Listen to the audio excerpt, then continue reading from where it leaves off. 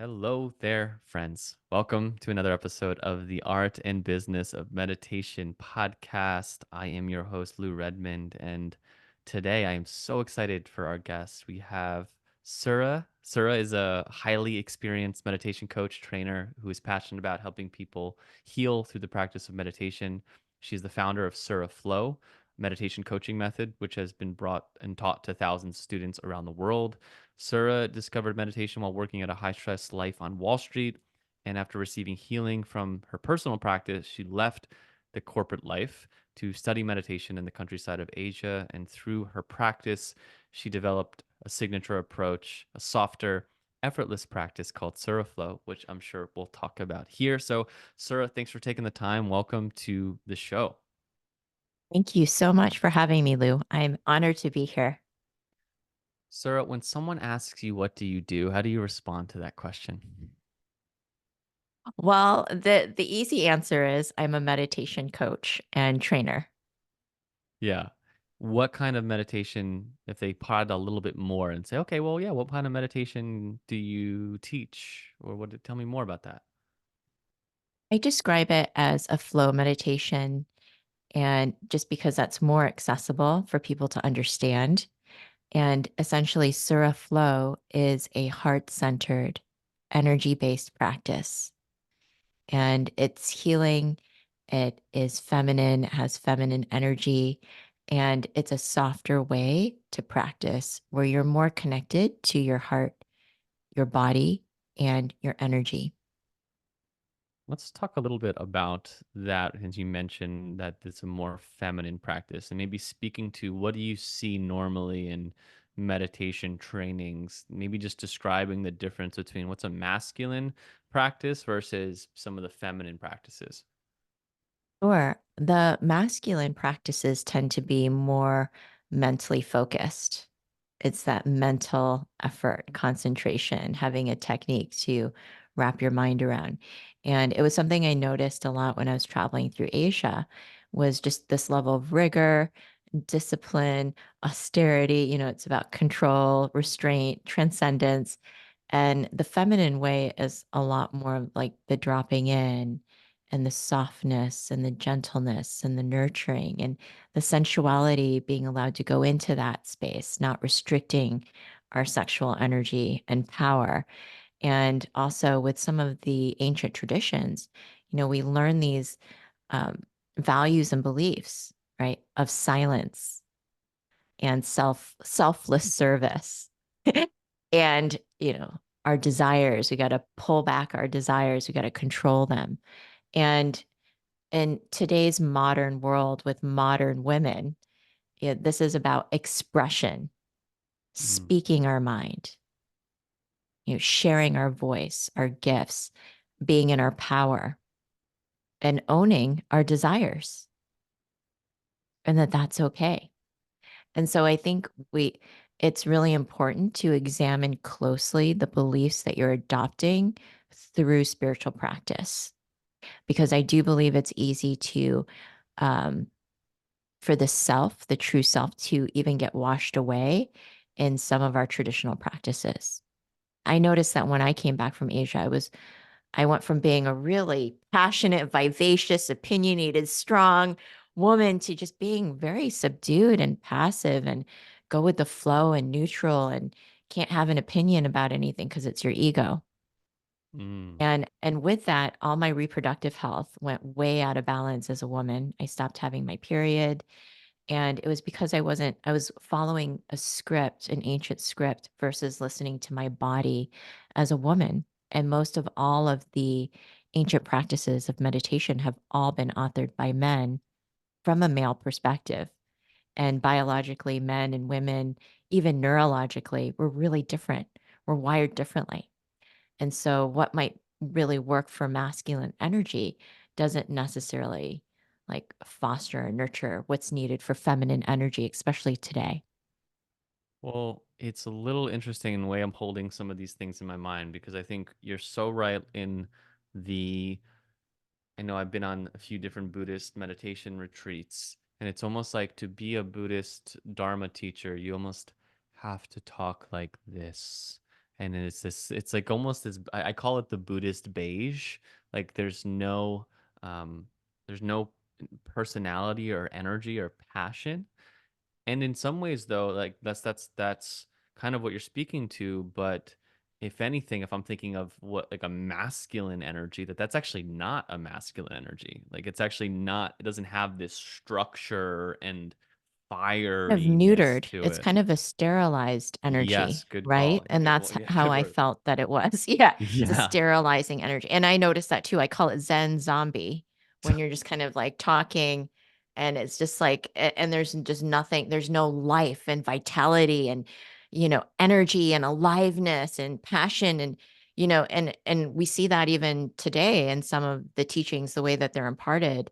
It's like very mental and intellectual and with it's quite serious and solemn. Sure. And I mean, everybody has their own way that they wanna live, but I knew that that wasn't my path. Yeah.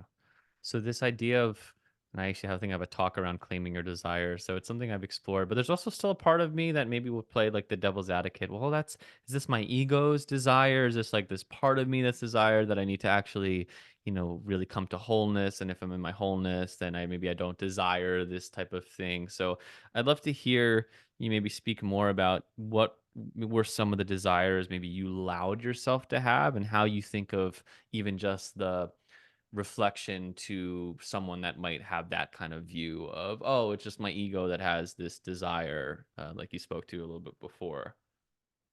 I like to make the distinction between higher desires and lower desires. And lower desires are those egoic attachments that bind us, that create that karmic suffering.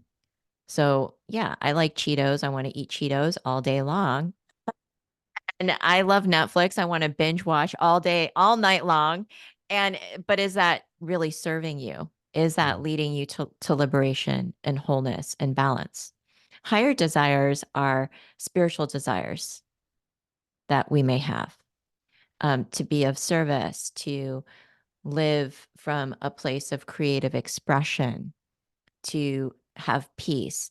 And so this is more of what I would refer to as spiritual desires. And even you might have a desire to provide for your family. So you need to generate income and abundance and material wealth, and that's okay. You know, given what is that intention to have that desire? Where is that intention coming from? Is it from a place of greed and I don't have enough and I'm afraid, we're going to, just just feeling from the place of which you have that desire. And so if it's constant lust and desire for sex all day long, of course, but do you have a desire for your partner? Yes. Or the people that you have agreements with? It's okay. We are born with those desires. And then if we say that sexual desire is wrong, we trap all of that, we repress it and control it within our being. And then that leads to sexual violence and a lot of other things that obviously are not healthy for our society. yeah.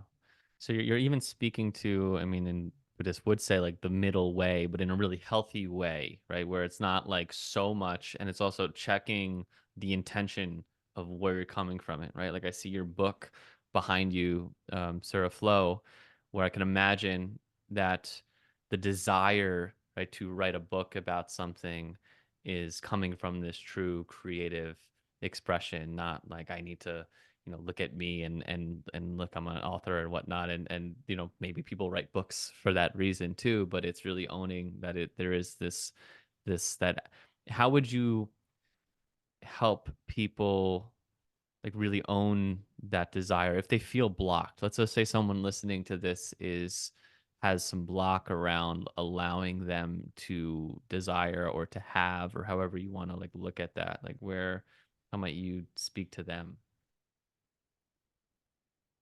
Well, I'd ask for them to be present with their desire. What are they noticing? Where is it in their body? And where is it coming from? And when they're tuning into that desire, what do they feel in their heart? I like to practice this where you place a hand on your heart and you feel, Mm, and you feel if your heart feels expanded and open and soft. And then you feel if it feels sort of empty and contracted, and there's no energy there. And I've noticed that when I make choices, I just place my hand on my heart and I just feel. And when it's right, the heart, you feel an opening through the heart space because the heart has intelligence So it's and the body learning has really, intelligence. yeah. Would you trust the heart more than the body? I know it's a weird question and it might not make sense, but just kind of following this thread because I think some people like, well, shouldn't I be listening to my gut? And so like discerning, and we can get into a whole different ideologies around if your human design might change different things of how you're sensing things, or there's probably a lot of ways to like talk about this stuff, but yeah, how do you think of like the gut decision versus the heart decision? Well, they're both connected. This is, it's, we have these three brains. We have our human brain, we have the heart brain, we have the gut brain, and they talk to each other. But the problem is that we listen to what's in our head and we allow that to lead, and we don't check in with what's happening in our heart and our gut. And a lot of times when we have anxiety and depression, that's all being manifested in IBS, irritable bowel syndrome. And so it's really important that, and also we can listen through our emotions. So if you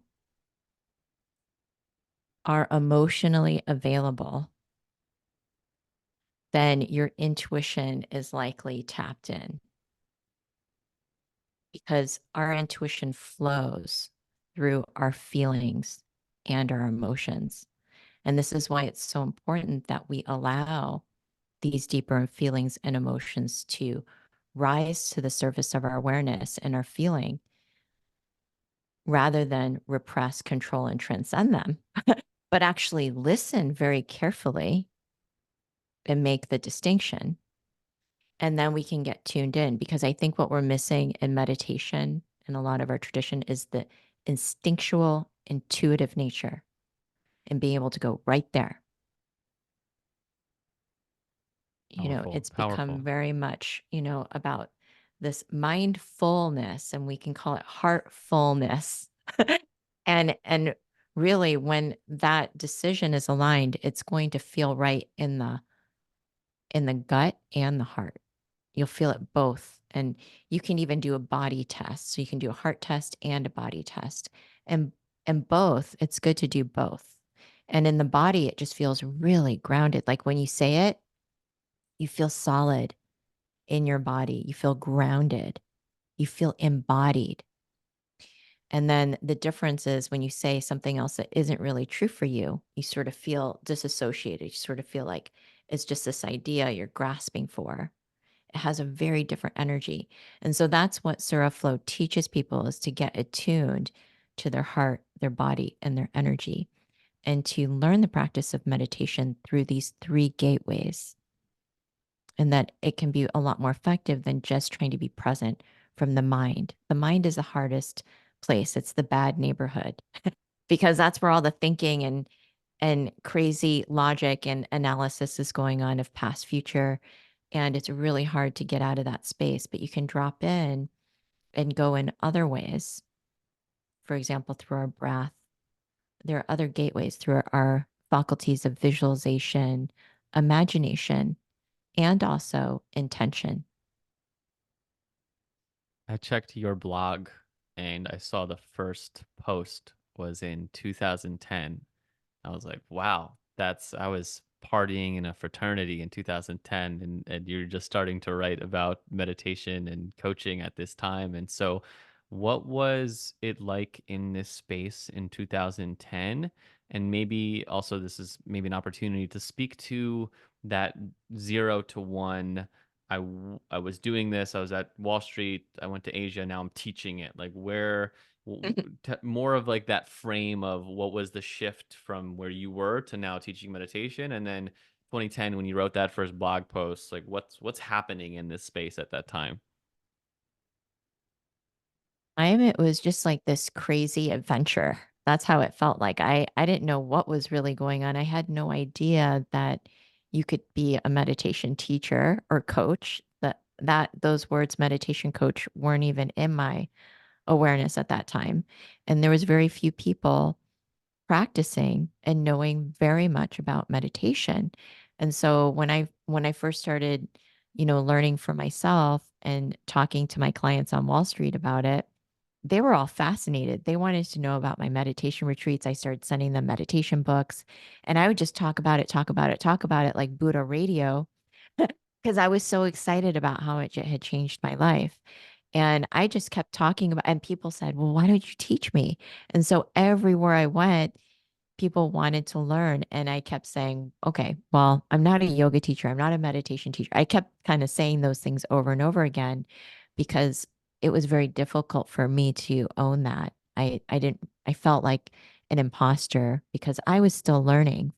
The reality was I was still learning. I still considered myself a beginner. And then all of a sudden, I was thrusted into the role of teaching, and people really, really loved it. So I had no idea how to teach meditation. It was even very difficult to Google how to do it at that time.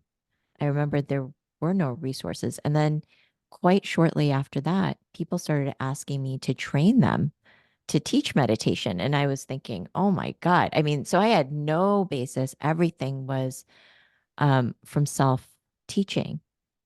So the majority of that was just me coming up with a lot of the material and the content and trying to conceptualize it in a very simple and accessible way for people to digest it, learn it for themselves, and then teach others. So in 2010, it was still very new. It was um, and I see every year how much more popular mindfulness and meditation are becoming. But back then it was pretty new. It was a novel kind of practice, kind of how yoga was 20, 25 years ago.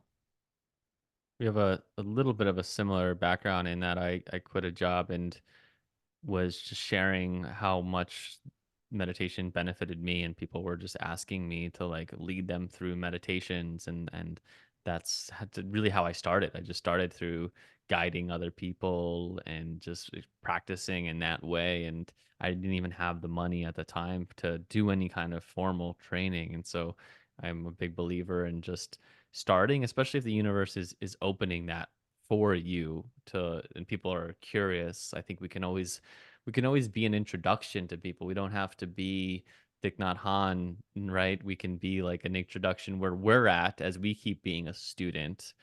And so, I hear you being clear around meditation teacher, meditation coach, and I hear you on under like these labels. I think they're important to think about how we think about ourselves. And I tend to, if people when I talk to people, like I actually veer away from meditation teacher because I really don't have a big interest in teaching people how to meditate. Like that doesn't really light me up.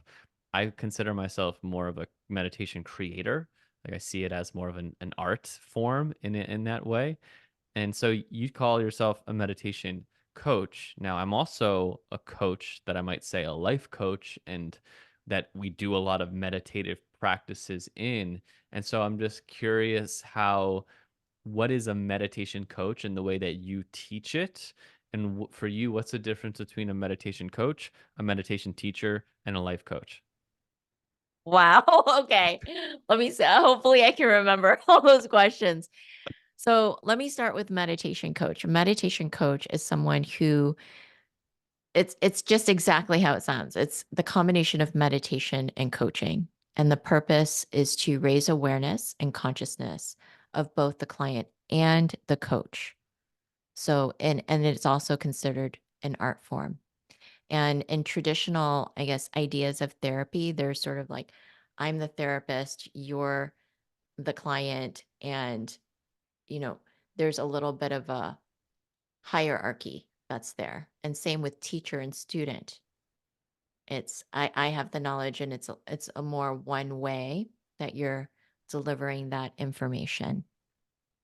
So as a teacher, you're teaching the content, and it's more of a one way um, distribution of the knowledge. And And in a coaching relationship, it's like an infinity symbol because really it's going back and forth. There's no assumption. It's peer to peer, human to human. We both like and practice meditation, and let's utilize this tool to connect more deeply and access your true self, your true insights. And when somebody is in a state of peace, in a state of relaxation, in a state of presence, it's easier for them to access the deeper insights. And you can say that is coming from your soul, your true self, your intuition. But what I've noticed, uh, and what the distinction is with life coaching and also therapy, for example, is that there's a lot of talking and processing through talking. And once you come into stillness and silence and that spaciousness that's there, you know, when the mind starts to take a back seat, because the mind holds on to talking and talking kind of blocks the flow of that higher awareness. And so when you do then ask the questions, those powerful questions, the insight comes like instantly. It's a very simple one word knowing energy insight, and it's an embodiment of that, which is really different than coming to resolution through talking.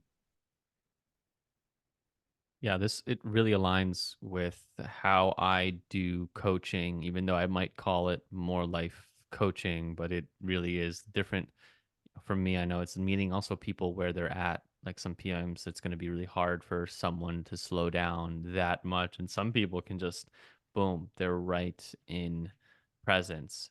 And I have a kind of a methodology, not my methodology, but something I work on. But it sounds very resonant to some of that work. Um, and so, did you? How did you come up with like, oh, this is the thing for Sur Flo, and how do you communicate it too? And I'm sorry to ask you like 10 questions at once, but it's because what I'm hearing from you, it sounds like there there is this coaching, life coaching, teaching that you're doing in a different way. And so I'm just wondering your decision to market it as meditation versus market it as life coaching, but give people what they need. Because in total honest, I think there's more of a market for people looking to be life coaches than there are to be meditation coaches, even though these worlds can be very together. So yeah, I guess I'm curious to hear more Yeah. how you think about what you're offering with Suraflow and maybe how it crystallized to have. You can even take us back to like, okay, you have this blog and all, and how that journey started to grow. So again, I'm sorry I asked like 10 questions at a time, but take it wherever you want to take it. I really firmly believe that meditation is the future of coaching and that people really benefit from these tools of self awareness. So it's one thing when they're with you and they're having those insights, but when they're not with you, what do they have? What are they doing to anchor themselves, to ground, to find peace? And so that's something they can develop for themselves when they're at home every day and they can practice the tools. So that's what a meditation coach also provides is guidance for a practice that works for them and their lifestyle. And I do agree with the approach of meet people where they are, don't try to. And I am also a big fan of small changes that you integrate versus big, huge life changes that most people can't hold. So that is an aspect of that. And then what ended up happening is I was teaching the meditation coaching approach, and I realized that that was the same approach of Surah Flow, the practice, which is first establishing the flow of energy, that connection and flow of life force energy moving that's always present in your physical body. And now some people have no connection to energy. They're not even sure what that is. So if you want just an example of that, that's just rub your palms of your hands together, really vigorously and just feel when you pull the palms of your hands apart, you can feel that there's this magnetic energy. And we all have this. It's electricity that moves through our body like a superhighway system. So when this energy is blocked, what I've noticed is that people come in, they feel blocked and it's in their energy. And not to go too much into the chakras, but the chakras represents aspects of our consciousness. So when we're blocked in certain areas, like for example, I noticed that women have a lot of blocks around their throat and they have thyroid issues and neck pain and it just the list goes on. And then at the same time, they're really afraid to speak their truth and to express their emotions and to be vulnerable because they are afraid of the consequence of that. So that shows up. That's something that if you work with energy, you can see that very clearly. And once you have that energy flow, that relaxation, that allows you to drop into stillness. And that's the second step of Sur Flo and also for meditation coaching, which is deep listening. And we call it heart listening and really listening from the heart, not listening with the ears, not listening with our mind and what we're going to say, but really opening up into the heart space with love. Because when somebody is listened to with love and you practice that receptivity, a lot of people, I would say, they just aren't able to listen well. Right. And when we don't listen well, what happens? I mean, stuff falls apart. They go haywire in our life. And we know and we say, "Oh, I had a feeling." They had an intuition, but they didn't follow it.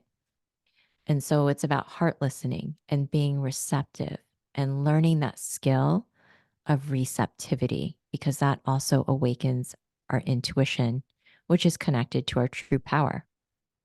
And then the third step is intention. And that's something that we close a meditation coaching session with is, what's your intention? What's your prayer? Because if you don't have a positive focus, then you're going to be pulled out of focus all day long. Our world is set up to distract us 24/7.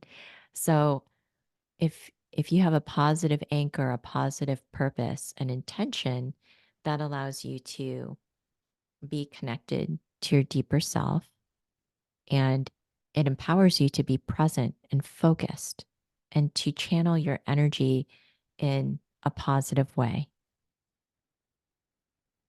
Do you have, as you started to move away from this corporate life, like w- was it easy to just, okay, now I'm starting to make money? What were some maybe challenges or even synchronicities, like kind of, well, okay, maybe even if there is a challenge, there's still this sign like, okay, this is still my path and I could should keep on it. So how long, I guess, did that process take, and any kind of interesting stories from going? Yeah. Sure. I mean, when I came back from traveling through India, what happened before I left and I told the partners at my company that I would like to go to yoga training. And I went first to a yoga training in Costa Rica, and then I went to yoga trainings in India and other places. And they said, sounds like you're going through a midlife crisis. And they had given me a partnership position, which I had declined because I wanted to study meditation and yoga. And so they just told me then that we'll retain your partnership and you can come back a year later, but we won't maintain. I had a level of revenue that I had generated for the company, a couple $1 million. And so they said, your book of business will be gone, but you can start over. We'll, retain you as partner and you can still be part of the company. And so I anticipated coming back. And then when I came back, I also had a few other job offers from other Wall Street companies. And um, every time I'd pick up the phone to call them to follow up, I'd start crying. Like even before I picked up the phone, it was just like, and it was such an unexpected response. It was like I could not actually make the phone call because I just start sobbing And I'm like, what is this? I mean, I need a job, I need a way to live and sustain myself.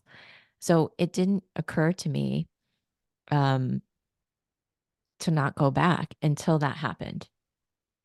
And then shortly after that, one of my old clients from Wall Street who managed a hedge fund asked me to come in and teach him meditation because he's really stressed. And he ended up giving me quite a bit of money and in a multitude of ways that have helped. And I think that because I started working with him as a client and then I started working with other people and I thought, oh, maybe this is something I could do. But I did learn a hard lesson in it because in that time around 2010, I was teaching yoga, meditation in LA. I had my own executive coaching practice and I started to get burned out because, um, you're not making that big paycheck, right? Like I was literally what I actually worked when I was on Wall Street in terms of hours was much less. And here you are now driving, you're going to drive like 45 minutes through traffic, get set up for a yoga class that takes a half an hour. Then the class is an hour. Then you have to clean up for a half an hour. Then students want to talk to you for another half hour. Now you've made $45 in 3.5 hours. It's like the math just did not add up. And then, times however many classes you're teaching. So I think it posed a really and it still poses um, the amount of energy you expend providing coaching and healing and meditation to make that commensurate with what you're actually putting in and what people in society are willing to pay for that now. Um, it's it's still finding its reconciliation because I don't think people realize, if you're a tax attorney or a lawyer, you make $500 an hour, nobody questions it. But if you're changing someone's life and you're making an impact on the quality of their life and their well-being, it's like they still want it for free. And so it's really interesting, like navigating that dance of what people expect and how that's been supported in our cultures and ancient cultures, like where gurus they were able to subsist through donations, right? So yeah, it's been a real fine dance, and what I had decided during that time, because I really loved what I did, was that I would just use up all my life savings to teach. I was like, I've lived very poorly in the past, and even though I had made a lot of money on Wall Street, I thought, maybe I'll just do it all over again and start all over again, and I could do that. This is really fun. I really wanna learn. And that's how committed I felt to learning meditation. So I just decided, hey, if this goes through my life savings, we're going to do it. I'm going to do it. And yeah, I would say the universe has really tested me a lot.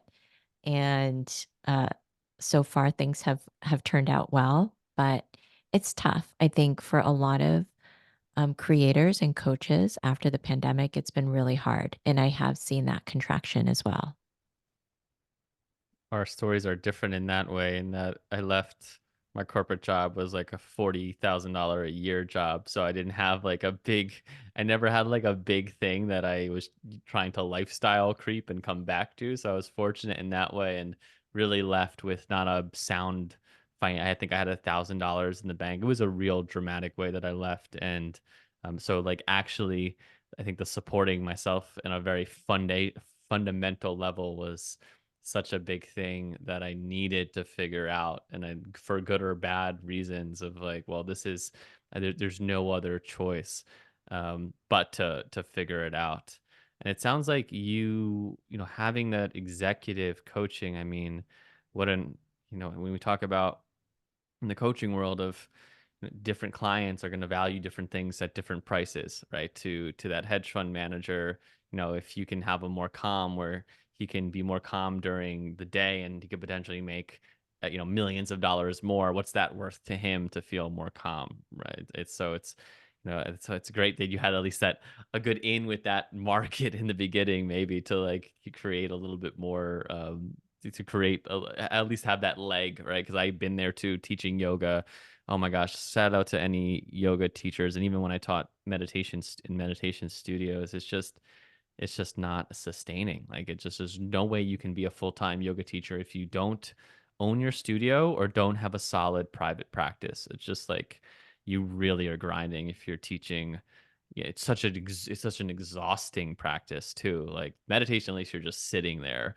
But teaching yoga, you're moving around, you might be engaging with people. So shout out to any yoga teachers that are on here. I feel the grind. I've been there. And so when does your own training company come into the picture? Like when's that shift of, okay, I'm doing this for other people and now I'm going to train people? And was that the financial, I don't want to call it a windfall, but did that help when you started making that pivot? Was that like really supportive, or was it just a natural kind of flow to what you were doing to this next stage?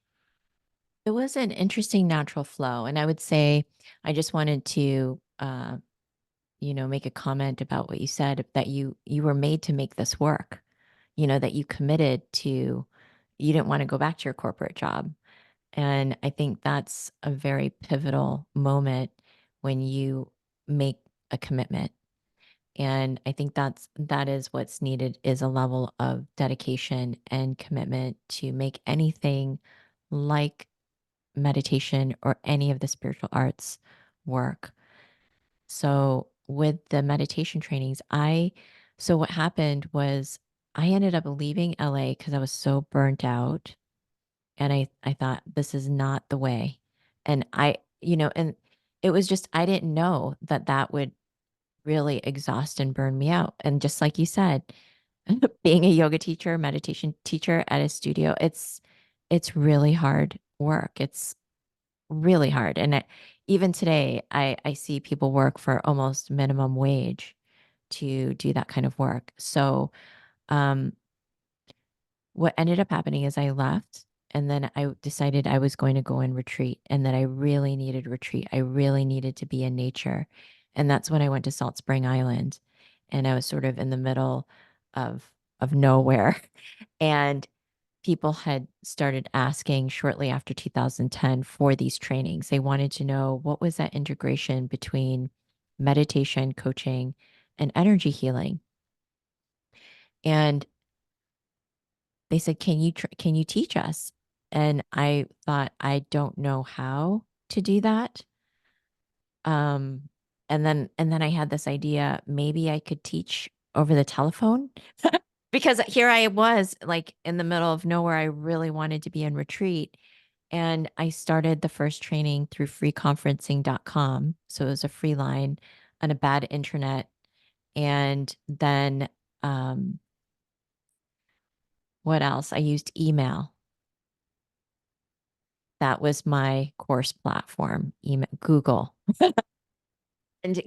And so that's how it started. Was I had never done even a workshop, and then I started out the gate with these 6-month integrated life coach trainings. And then I was on the road. I remember I was traveling up through the West Coast, and then I had started a second training, um, as I got more established in Salt Spring Island, and I had an internet connection and all of those things. And so, that's how it began. And I didn't think that I was going to make that into a career. I thought I was just offering that to people, as a service because they wanted to learn. So I just started teaching everything that I knew. And then it phased into meditation coach training. So again, I stayed in Salt Spring in retreat so that I could really learn meditation. And then, I had the thought one day, it would be nice if I could make this into a business, like a real business established.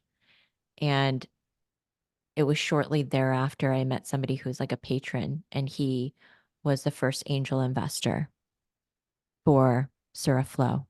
So that's how it really kind of got off the ground. And that allowed us to invest in marketing and things like that. And even in that first year, we were able to make that back. And so it was more successful, I think, than I even thought it would be. And it expanded year by year. And now it's a very saturated space of meditation teacher training.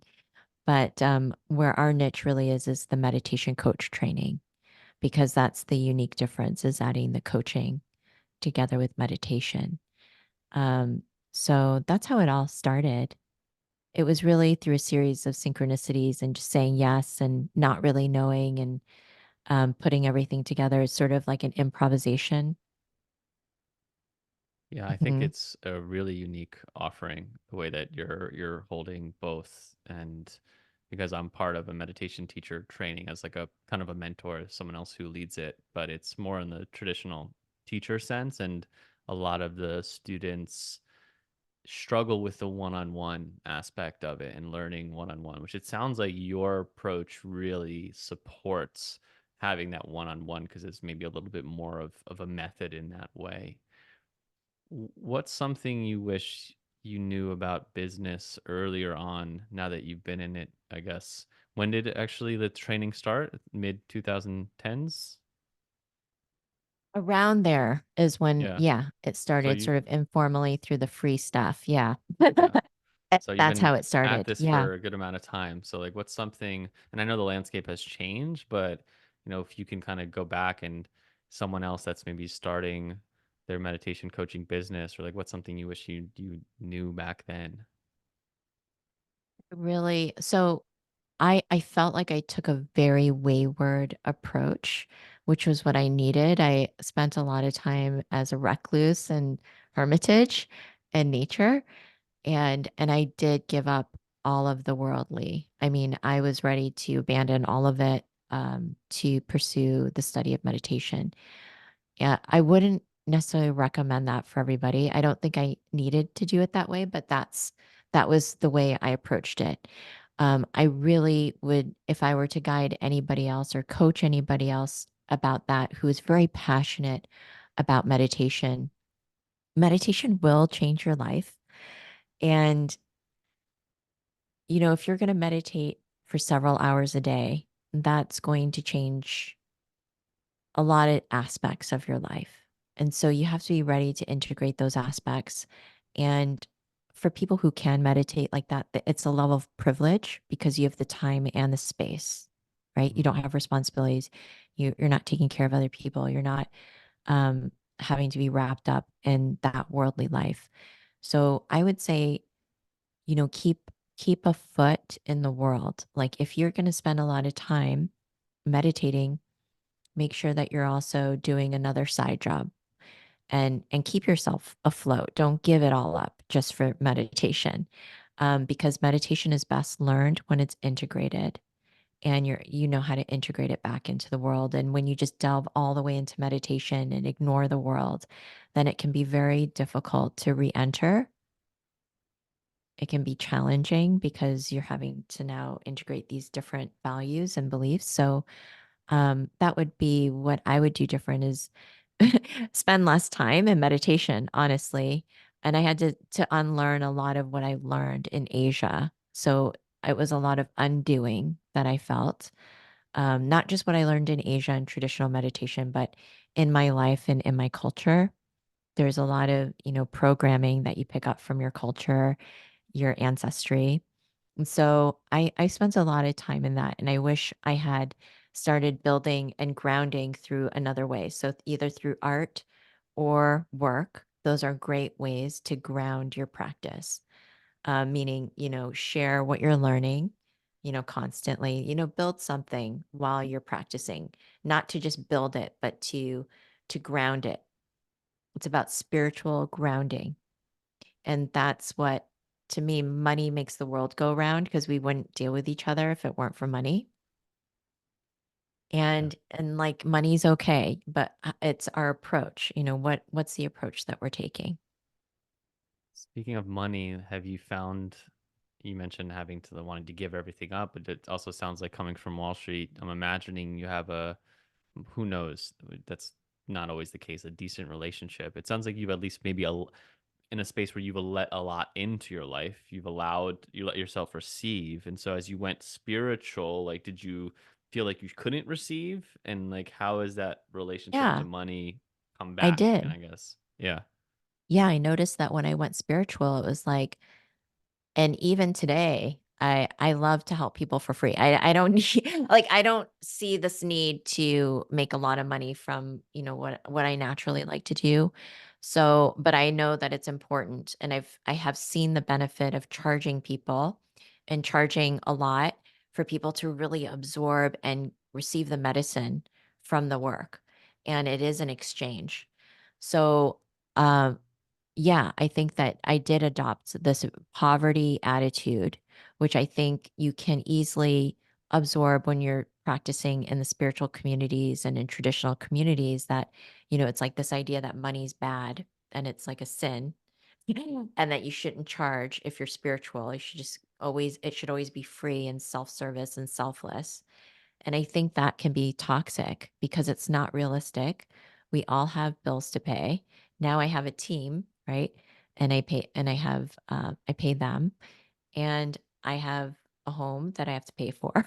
So it's like, we have Yeah. to be honest and realistic about what it takes and what it's worth, and that it's okay to charge for the value of what we offer, which is tremendously valuable.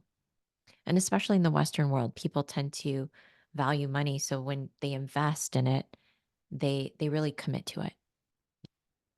You mentioned having an investor, which is amazing, and putting that into marketing. Can you share more just on the more of a business end, like what was that marketing? Like, was it ads? Was it social media?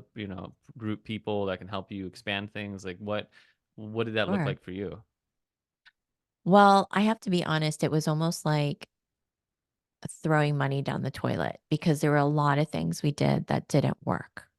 So I didn't know, even though, and it's kind of embarrassing, I was an online internet analyst for companies like Amazon, eBay, InfoSpace at that time, AOL, and we invested in these technology companies, these online companies. Yet when it came time for me to launch my own online business, I found it really challenging. It was like just knowing up from down. I was so out of the tech world. I didn't even know how to post an Instagram post. I mean, it was literally, I didn't know hashtags, nothing. So I was starting from below ground zero is how I felt.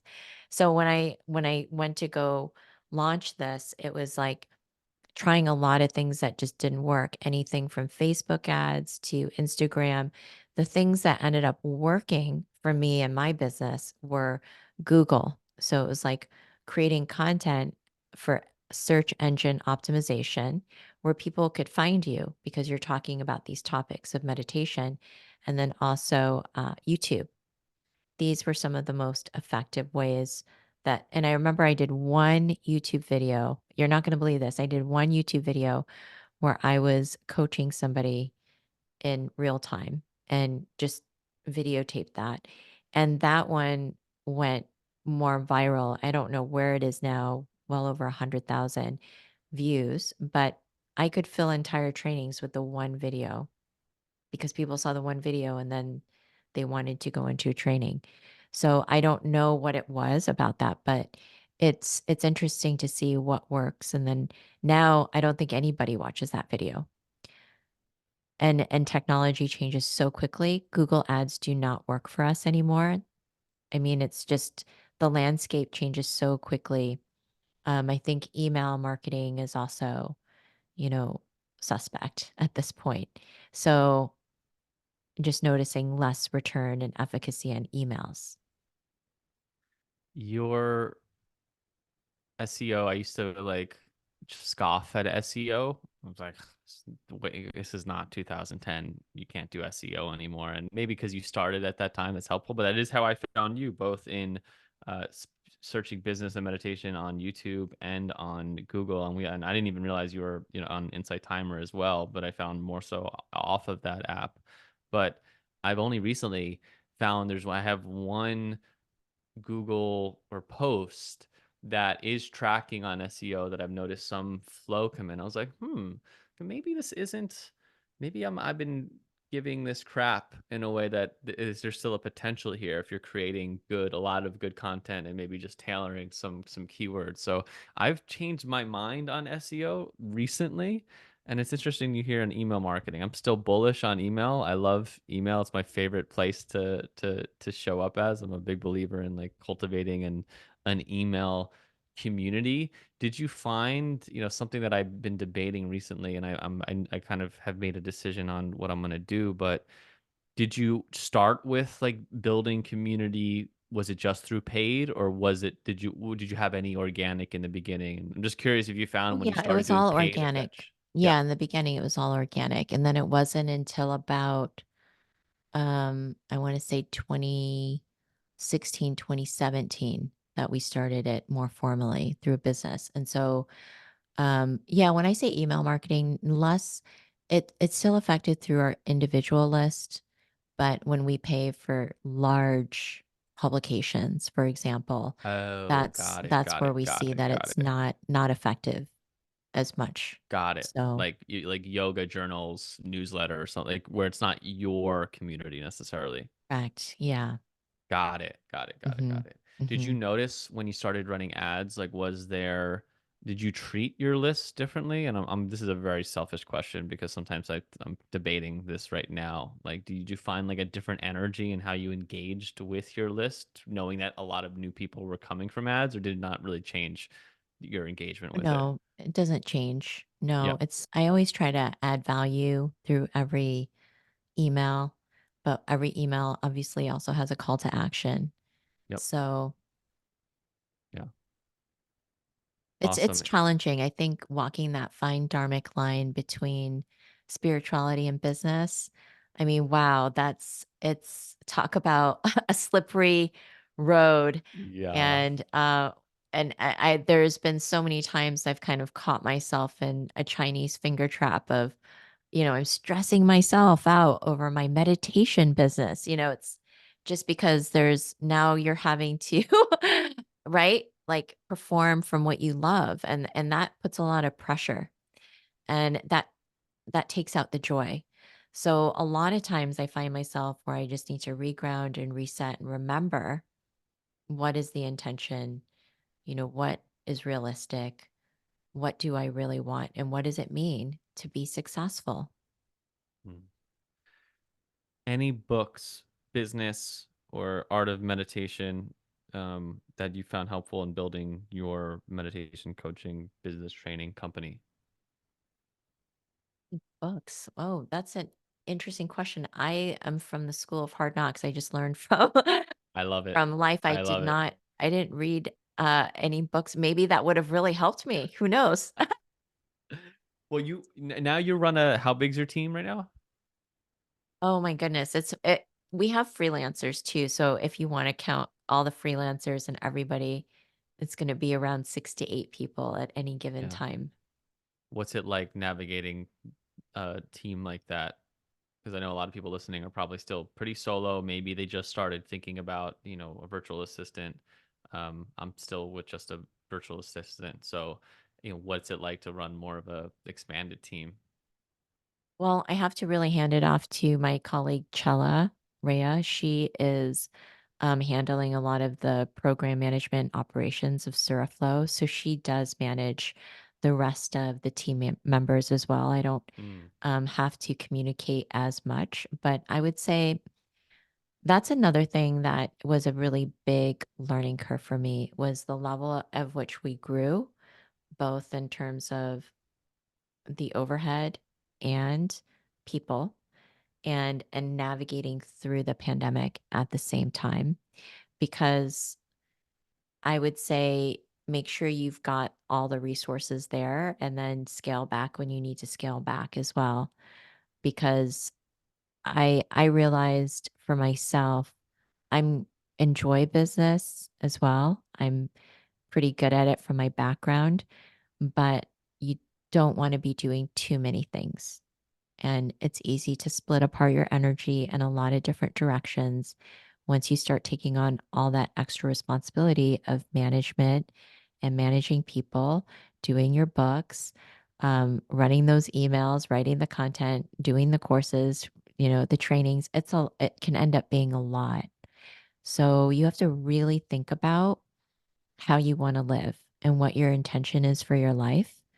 My intention is simplicity. I like to have something that feels simple and joyful. And I don't need to have a lot of elements to feel successful because success for me is having peace and feeling a sense of oneness with what I'm doing and not feeling that pressure or the pressure to rush and to create and things like that. So, kind of keep it all in check. And that's what our practice helps us do. Beautiful, sir. That's a perfect place to maybe wrap it up.